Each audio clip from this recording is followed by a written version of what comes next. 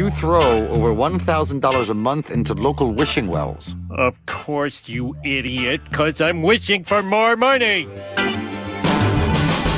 This is the Keeping Your Money Show with Jamie Westenbarger and Bart Steidler. All right, welcome back to Keeping Your Money Show. Jamie Westenbarger joined as always by Bart Steidler. We've been talking about the new Secure Act that's being proposed through both houses of Congress and what that might eventually look like. If you miss any part of the show, you can always find it on our website. Just go to keepingyourmoney.com, or you can find it on any of our podcast partners. Just search for the Keeping Your Money Show. If you got feedback for the show, you want to talk to us about something, feel free to give us a call. Our toll-free number is 888-98-MONEY. That's 888-986-6639. Or shoot me an email, info at keepingyourmoney.com. And I do respond to all those emails personally. That was easy for me to say. I thought so. So, USA Today has a columnist named Janet Haran. I hope I said that correctly. And she's kind of been, her and this other writer there, Aaron Lowry, have been talking a lot about this, what they call FIRE movement. This is not like the Fire Festival that was a disaster down in the Bahamas. This FIRE movement, financial independence, retire early.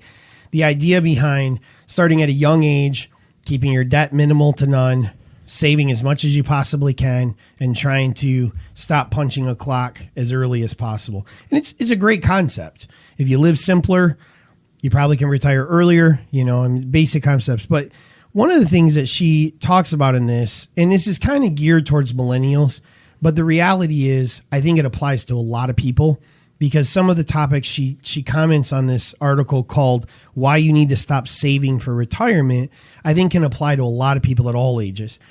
And the main focus of what she's talking about in this is that you don't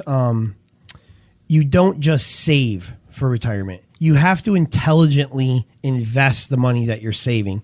And so often we see people who are really good savers. They're putting away a lot of money, but are they putting it somewhere where it's actually going to then benefit them and be possible for them to retire?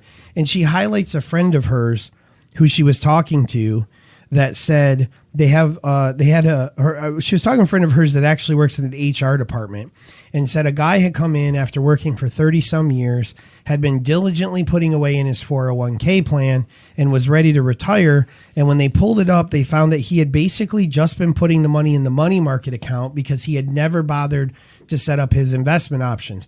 Now that's an extreme situation, but in this case, had he been invested, what probably would have been close to $1 million was actually more like $200 and some thousand, because he had never taken advantage of any of the growth in those 30 years he had worked, and simply was just piling his own money on top of his own money, probably earning something as minimal as 1 or 2%.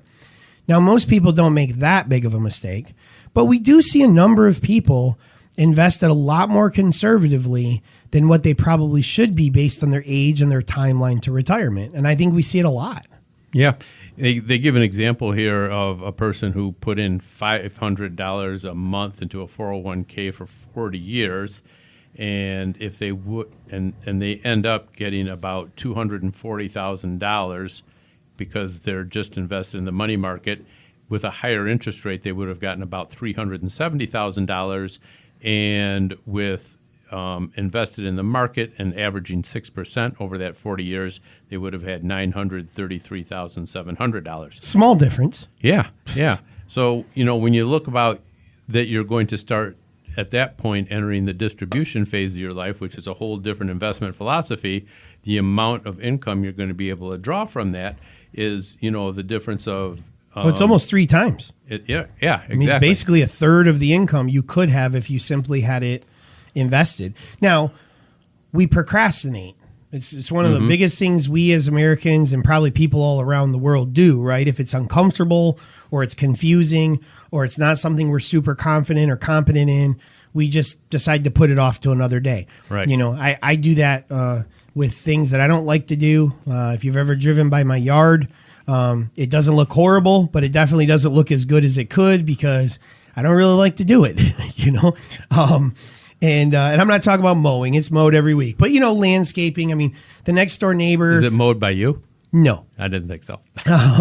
But the next door neighbor, she has these beautiful flowers. And I mean, she's out there every weekend. And, and there's a part of me that really envies her. But then there's another part of me. It's like, that will never be me. It's just not my thing. Right. So I procrastinate. Well, if looking through investment policy statements and prospectuses and trying to figure out what you should be invested in isn't your thing, we tend to procrastinate there as well.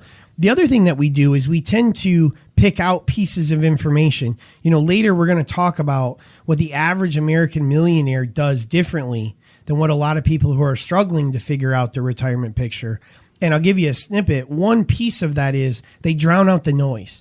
They stop listening to the little sound bites on national radio and television shows, and it doesn't become the thing that defines them. A lot of times we see people struggle to choose an investment or investments because they heard something or they read something and they think the next recession's right around the corner or it's probably going to drop. And I think December is a perfect example of that. We saw a huge correction in December. We saw a number of people leave the market. This was it. 2008, here we come, right? Yep. And now for 2019, roughly speaking, a broad index, S&P, call it up 15%, give or take. That's a pretty big rally that you missed out on if that was your time to exit. So I think that's one reason is the general fear and concern about what's going on causes people to be very conservative investors. Yeah. And the thing about procrastination, because you don't understand these things, it's okay that you don't understand these things, but it's not okay that you don't try to figure it out. And if figuring it out is not your thing, well, that's kind of what shows like this are for. That's kind of like what people like us are for. And so it's something you should call and ask questions about. You should find somebody who's independent, who you can trust, who you feel has your best interest at heart, and have a conversation with them about, what types of things should you look for? How do you do this? How do you pick out the things in your 401k? Maybe you even have what they call a brokerage window inside your 401k. Well, a lot of people don't understand what that is and how But it could be hugely beneficial to you. Absolutely. Mm-hmm. But talking to people like us is a way of getting that. And most of the good independent financial advisors like us are very willing to have these conversations with you and to start that educational process. The other thing is sometimes we rely on people who we trust and are important to us, but their advice isn't necessarily helpful. And I give a perfect example of that. I had a younger guy in a couple of weeks ago, and he said to me that he had always avoided the market as a whole because his grandpa had always taught him that compounding interest was how he had saved all the money he had saved. And while very true, I wanted to point out to him that there wasn't very much compounding interest right now, and that his grandpa grew up in a time, and his core working years were in a time when interest rates were much higher, and putting your money in a CD or a bank account had a lot better returns and benefits than it does today. It's very difficult to acquire wealth if you're making 1% on your money. And that would be probably lucky in some accounts. There were a lot of years where you could just strictly buy investment grade bonds that paid 5, 6, government 7%. Bonds. Yeah, I mean, and so there was all kinds of stuff out there. Very, very low risk and paid 5, 6, 7%. So yeah. So I mean, when we rely on the wrong people for advice, not that their advice is necessarily bad, it's just it's ill-timed, right? And I think it's the equivalent of if you were driving your car down the road and it was making a horrible noise under the hood, and you're not a mechanic, you don't have the tools at home to do that, you wouldn't simply just keep driving the car until you found yourself on the side of the road. Eventually, you would want to get that fixed, probably sooner rather than later. And your grandfather or father or even next door neighbor or best friend might have a 65 Mustang at home that they have completely rebuilt, okay? They may have some great ideas on what to do with a 65 Mustang. As a matter of fact, I'm sure they probably do. They probably don't know very much about how you work on a 2018 Honda Accord, because there's computers and there's different types of equipment in there, and there's so much more electrical. And, I have a hybrid, My grandpa was a great mechanic. I'm sure if I drove my hybrid over to his house, he wouldn't even know where to start and what covers you're even supposed to take off. It's kind of the same thing with investing. If you look at what investing looks like today to what it looked like 25, 30, 40 years ago, they don't even remotely look like one another.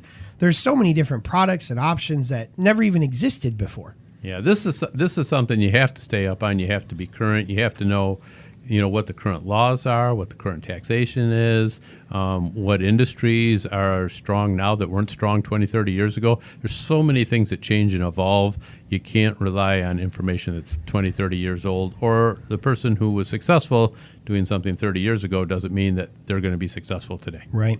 So if you're trying to figure out what you should be doing, maybe you've been saving all along, you're wondering if your investments are appropriate, maybe you've acquired a significant balance and you're wondering how you're ever even going to turn that into income, we'd love to talk to you. Feel free to give us a call. 888-98-MONEY is the number. That's 888-986-6639. Somebody answers the phone 24 hours a day. I'll be happy to schedule an appointment for you. All right, coming up, how the American millionaire is managing their money and how it's a lot different than probably how you're managing yours, right here on the Keeping Your Money Show.